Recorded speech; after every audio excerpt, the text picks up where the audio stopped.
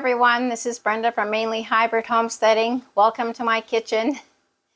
Today I'm going to be making some bone broth from some split chicken breasts that I removed the meat from, and also I've got bones from a whole chicken that we had eaten, and I just took that out of the freezer. So this is super easy. You can make it your own basically. So what I put in mine is I will put some onion. I've got a couple onions just roughly cut up here just to give it some flavor. And I have some garlic. Oh, I guess this is a new jar.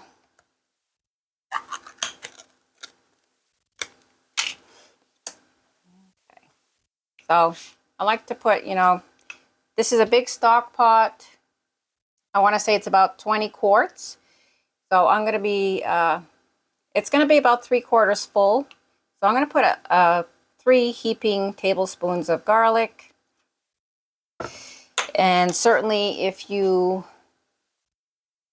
want to put celery, carrots in there, a lot of people will save their little bits from produce like onion skins and carrot tops, and just kind of save them up in the freezer, and then when they have a good amount, then they'll make either vegetable broth or add it to their meat broth to give it more flavor. I cannot put carrots or celery because of my allergies in the broth, but it still comes out great. So I am going to put some rosemary in there.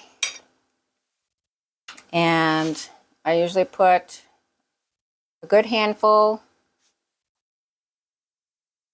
So probably a couple tablespoons worth. And some thyme.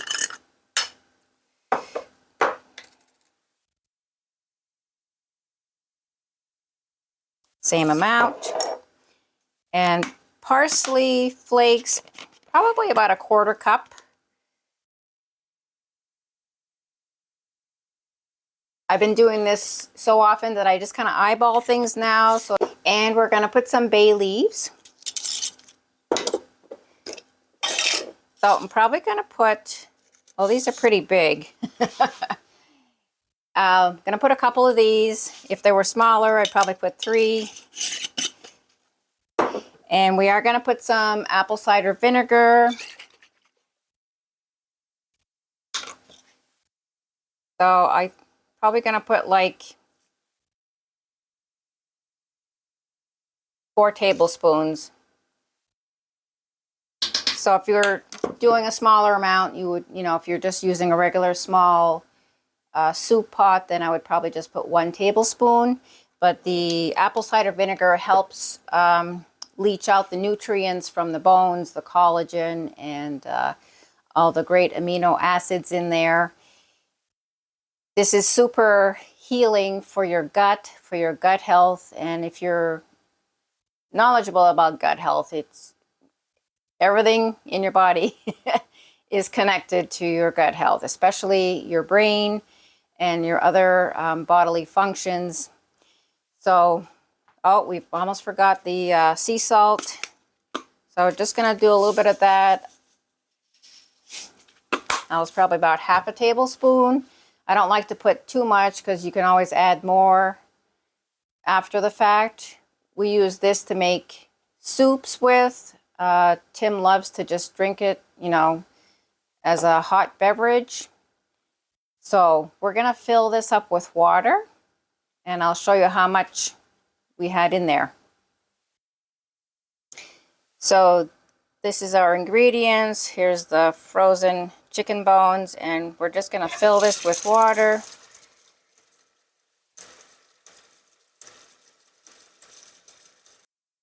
Okay, so our pot is filled 3/4 of the way. I'm going to bring this up to boiling. Probably going to boil it for a good 1/2 hour or so, and then turn it down to just a simmer. and then it's going to simmer for like 24 hours, and we'll bring it back.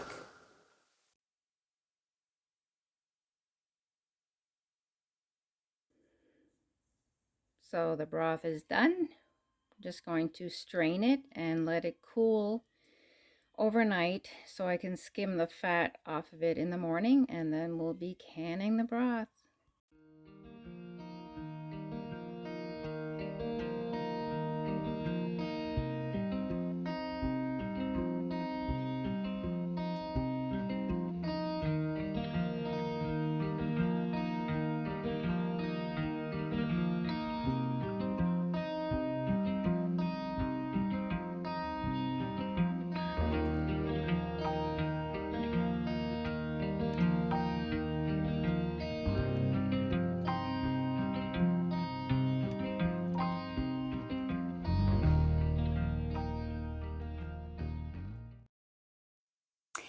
So our broth has been cooling in the refrigerator, and just going to skim off the fat off the top before I warm it back up for canning.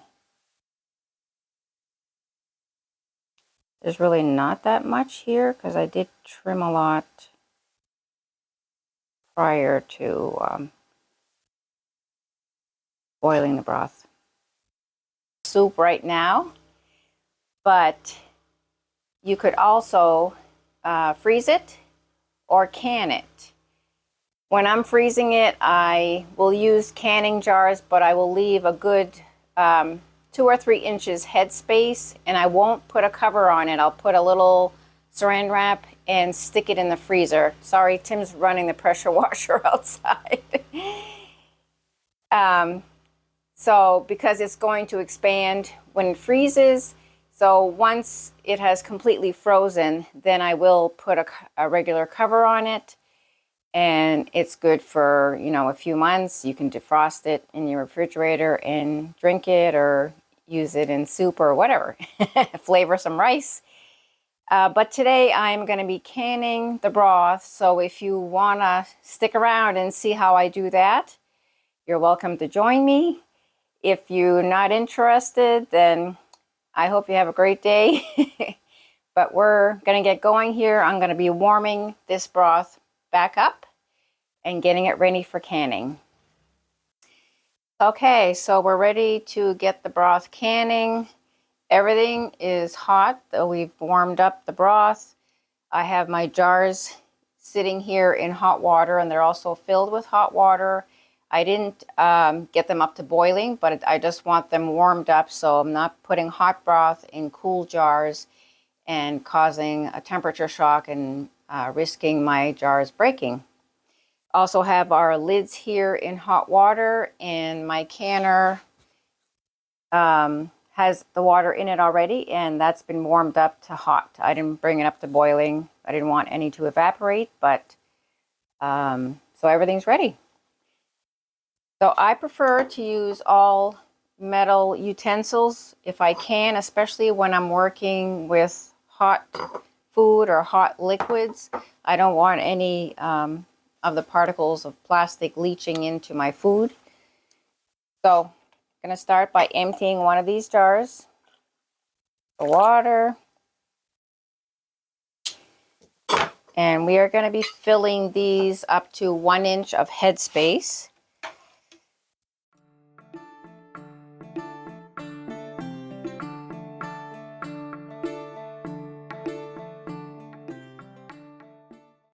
Okay. So 1 inch of headspace is right at the bottom of the first ring. But we are going to also make sure there's no air bubbles trapped in here, which could displace the fluid level when we're canning. I'm going to get my next jar ready.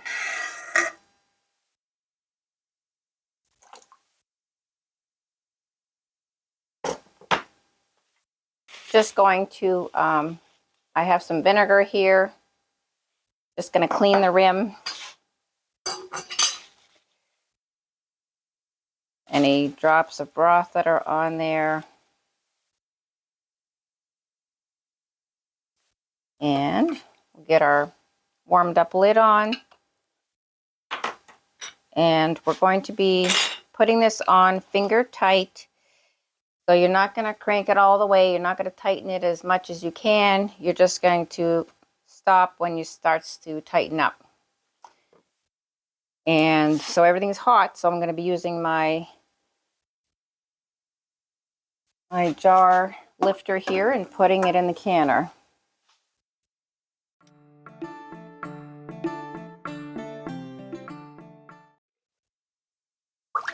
And also what I do, once I'm starting to use up my jars, I'll put another clean jar in the water so it'll have a chance to warm up. Because I can only fit 4 jars in the pot that I have. And I know I'm going to need more than 4 jars.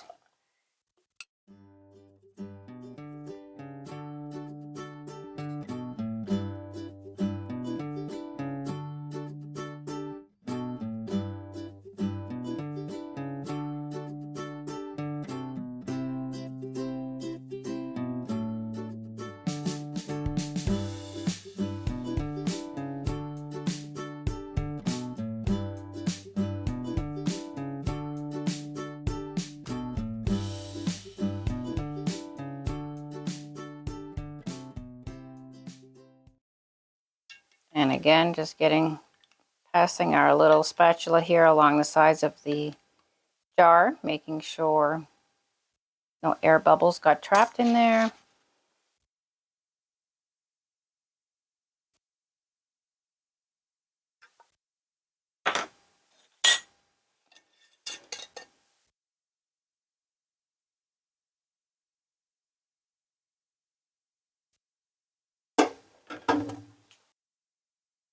So here you can see I do have a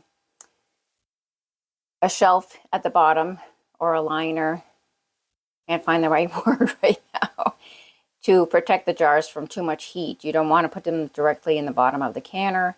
So I'm going to continue filling this up. I would have room to put pint jars on the top. We'll see how much broth we have.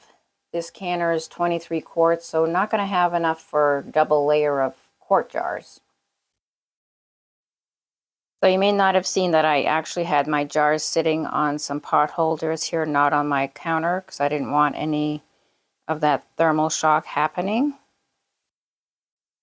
So here we are. We have 7 beautiful quarts of broth. Didn't have quite enough to make a pint, but we're going to get these processing. So I'm just going to put the canner cover on. I have a Presto 23 quart canner, and going to start it off on high until we see some good steam coming from the vent, and we'll bring you back. So, I don't know if you can see the steam coming out of the canner here. We've got a steady stream of steam. So we are going to set our timer for 10 minutes. So while the canner is venting for 10 minutes, I wanted to show you what I use instead of the pressure regulator that came with the canner. So this is the pressure regulator that came with the canner. It just goes on the vent, and then you have to watch it. And I guess that's the part I was nervous about or didn't like. We're just under 1,000 feet above sea level, so we have to use 11 pounds of pressure for pressure canning. And I found that I was always fiddling with the flame on the stove to try to keep it in that range, and I just didn't like it. I mean, before I started pressure canning, no one in my family had pressure canned, and the only stories I had heard was my husband's my father-in-law was pressure canning beans, and they ended up on the ceiling in the camp. So I didn't want that happening here. So at any rate, I was watching Lisa from Sutton's Days, and she uses the Jiggler, which is what I purchased. It comes in 3 pieces. So just this part is for 5 pounds of pressure, and then you add another weight, and then you have 10 pounds. And then if for your altitude you need 15 pounds of pressure, then you can add the second ring. And these are the instructions. So for low acid foods like vegetables and meat, you're going to use 10 pounds of pressure for altitudes up to 1,000 feet. So I use the initial one plus a 5-pound one. And then if you're above 1,000 feet, you would use all 3. You'd use 15 pounds. And then it goes on for fruits and stuff like that. But you'll see that this is super easy. Once you put on, I can hear it, you know, no matter where I am in the house. And if it's just jiggling at that right pace, then I don't have to worry about it. And I know it hasn't stopped jiggling. It hasn't lost pressure. It's just coasting along until your processing time is done. So our timer just went off. And so we're going to put our Jiggler on. I have my dish gloves on here because there's hot steam coming out of here, and first couple times I just freaked out. I tried to put it on there quickly and it dropped under the grates where the burner is, and it was just a mess. So I use my gloves. I don't have to worry about getting burnt. So we're not going to start the timer yet. We're going to wait till the Jiggler starts jiggling, and then we'll start our processing time.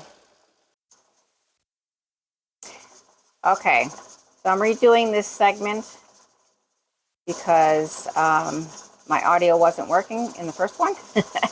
So you can see my Jiggler is jiggling. This is about how fast you want it to jiggle. And I set my timer for 25 minutes. That's for quarts of broth. We're not going to pay attention to the pressure gauge because we're using the Jiggler. That's controlling our pressure. And so once my Jiggler started jiggling, then I lowered the heat to just above low on my stove. Your stove might be a little bit different. So I had it on high until my Jiggler started jiggling.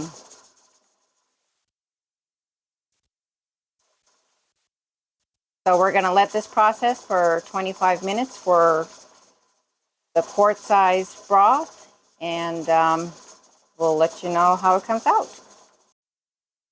So our 25 minutes are up, and I'm just going to remove the canner from the heat source. So I've turned off the heat, but these grates are still hot, and I don't want it to keep processing.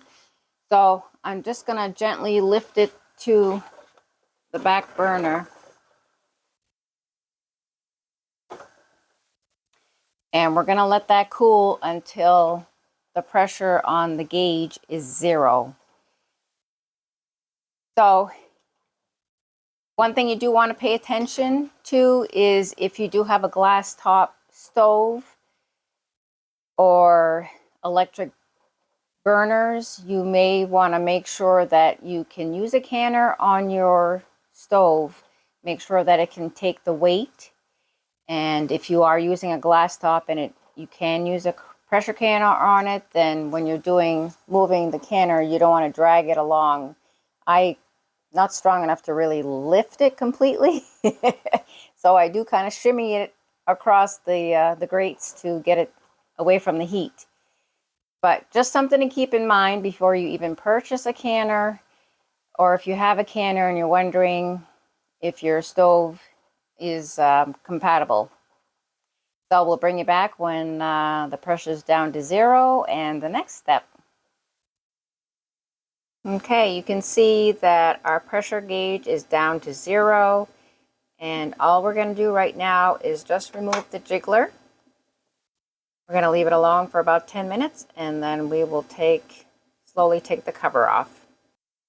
So we've let it sit for another 10 minutes and now we're just going to loosen the cover. We're not going to take it totally off right now, just in case there's still some pressure in there.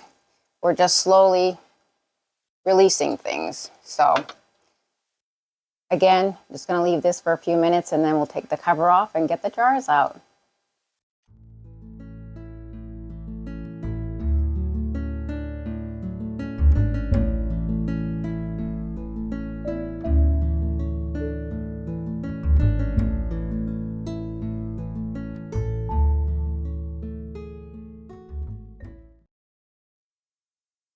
So we have finished up our bone broth. The jars have cooled overnight, a good 12 hours, and the jars have all sealed.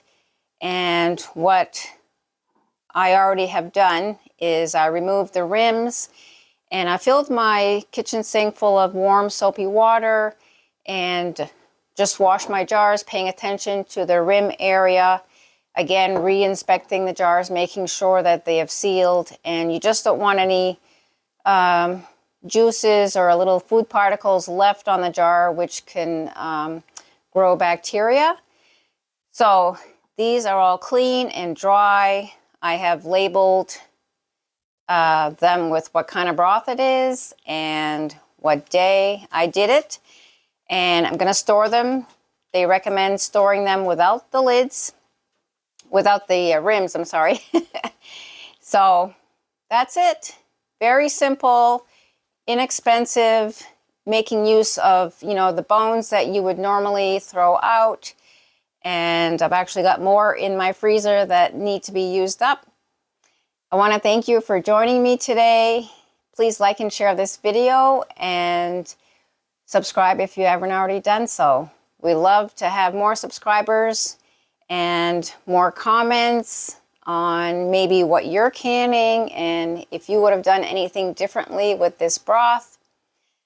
We'll see you next time. Bye.